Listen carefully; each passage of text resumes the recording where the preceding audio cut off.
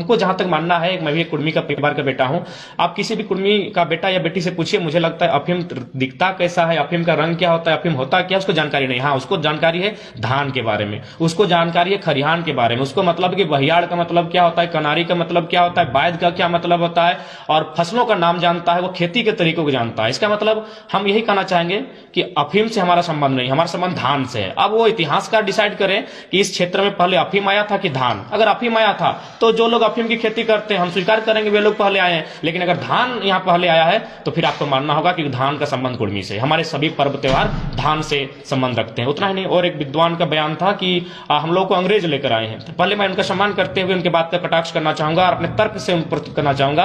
अंग्रेज इस माटी में तब विकसित हुए 1757 प्लासी का युद्ध और 1764 बक्सर का युद्ध। इन्हीं दो युद्धों के माध्यम से बंगाल और बिहार में अंग्रेजों ने अपने आप को स्थापित किया। लेकिन आप उनको जानकारी देना चाहेंगे, आप कभी भी समय मिले तो सोना पहाड़ी चले जाइएगा, जहां हमारा एक पूजा स्थल है, उसकी स्थापना 1600 में हुई है। तो अगर अंग्रेज हमें लेकर आए थे तो हमारा जो भी 1700 के बाद का इतिहास होना चाहिए था, हमारा इतिहास 1600 का। हम तो पीछे नहीं जा रहे हैं, हम बस उनके तर्क को खारिज करते हुए देना चाहेंगे कि 1600 में सोना पहाड़ी का स्थापना हुआ है। ईस्ट इंडिया कंपनी की स्थापना ठीक है, हुई है ईस्ट इंडिया 1660 के आसपास, लेकिन बंगाल और बिहार के क्षेत्रों में अंग्रेजों का प्रभुत्व बैटल ऑफ प्लासी और बैटल ऑफ बक्सर के बाद आया था। बाकी अंग्रेज तो आए थे 1600 के टाइम, लेकिन प्रभुत्व उनका बलशाली नहीं हो पाए थे। वे बलशाली क्षेत्र में थे बैटल ऑफ प्लासी और बैटल ऑफ बक्सर के बाद, जो कि 1757 और 1764 का मामला है। लेकिन हमारा वहां सोना पहाड़ी का स्थापना 1600 पीरियड में हुआ है। यही नहीं, हम अगर अपने इतिहास को खंगालेंगे तो बहुत पीछे जाएंगे। हमने स्पष्ट कहा हमारा संबंध धान से है, तो इसीलिए इतिहासकार पता करें कि धान का खेती इस छोटा नागपुर के पठार में कब से हुआ है। धान अगर नया है तो हम भी नए हैं, अगर धान पुराना है तो हम भी प्राचीन है। आदिवासी संगठनों के द्वारा जो विरोध हो रहा है उसका क्या है? देखिए, हम तो सभी, सबसे पहला बात, हम सभी का भावना करते हैं, हम सम्मान करते हैं, और हम उनसे यही कहना चाहेंगे कोई भी लड़ाई जो होती है वो संवैधानिक होती है। आज जो कुर्मी समुदाय लड़ाई लड़ रहा है ना, वो संवैधानिक लड़ाई लड़ रहा है। वो देना ना देना, उनको जस्टिफाई करना, ये भारत की जो विधायिका है उसका काम है, संविधान का काम है।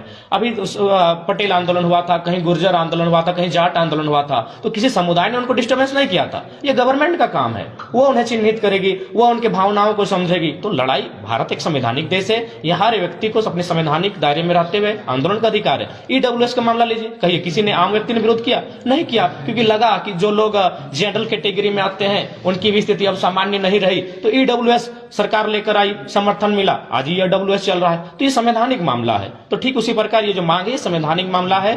अब वहां क्या करना है नहीं करना है वो भारत के संविधान को देखना होगा, और भारत की जो विधेयिका है, जो व्यवस्था है, डिपार्टमेंट है, उनका काम है।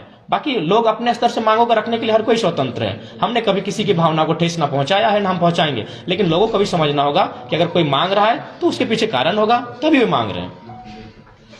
1932 को लेकर विवाद जारी रहेगा जयराम, क्या आगे संघर्ष करेंगे और छोड़ देंगे? नहीं, 1932 पर ही हम लोग है, क्योंकि मैंने स्पष्ट कहा कि जो आपने जैसा मन बात कही, तो मैं वो बहुत प्राचीन इतिहास है हमारा, उस इतिहास को मैंने पढ़ा नहीं है, तो इसलिए मैंने 1932 को ही अभी हम लोग महत्व देंगे और 1932 की ही लड़ाई हम लोग लड़ रहे हैं। क्योंकि अभी फिलहाल राज्यवासी बहुत उम्मीद के साथ देख रहे हैं, तो हमारी लड़ाई 1932 की है, तो फिलहाल हम लोग इसी लड़ाई को मौजूद कर रहे हैं। बाकी समाज में हमारे हमसे बढ़कर बड़े लोग हैं नेतृत्व करने वाले, निश्चय अपने समाज के हित में वो कार्य कर रहे हैं, लेकिन समाज का बेटा होने के नाते हम उन प्रश्नों का उत्तर दे सकते हैं जो हमारे नकारात्मक है। अब तो अगर उतना भी बात करें तो धर्मों की बात करें तो विभिन्न धर्मों की, मानव जाति के इतिहास को लेकर भिन्न भिन्न मानता है। चलिए हम लोग धर्मों की बात नहीं करते हैं, हम लोग आदि मानव का उस सभ्यता की बात करते हैं, लॉजिकली बात करते हैं कि आदि मानव पाषाण काल, पूर्व पाषाण, मध्य पाषाण जो 3 भाग में था, फिर नए काल आए, कांस्य युग आया, कभी हड़प्पा आया, लेकिन आदि मानव ने मैक्सिमम उन्हीं जगहों पर आवास किया था जहां जल का स्रोत था।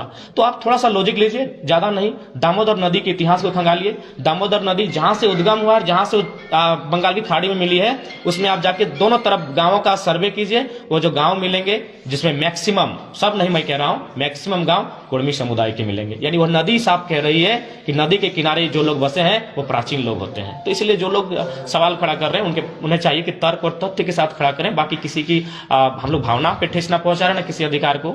ये लड़ाई संवैधानिक है और संविधान, भारत का संविधान है, वो तय करेगा, भारत की विधायिका तय करेगी। बाकी हम लोग जो है 1932 की लड़ाई को लेकर, झारखंड के हित को लेकर लड़ रहे हैं, और आगे भी इस लड़ाई को हम लोग जारी रखेंगे। जनाब, आप नहीं मानते कि काफी देर हो चुका है इस मांग को लेकर?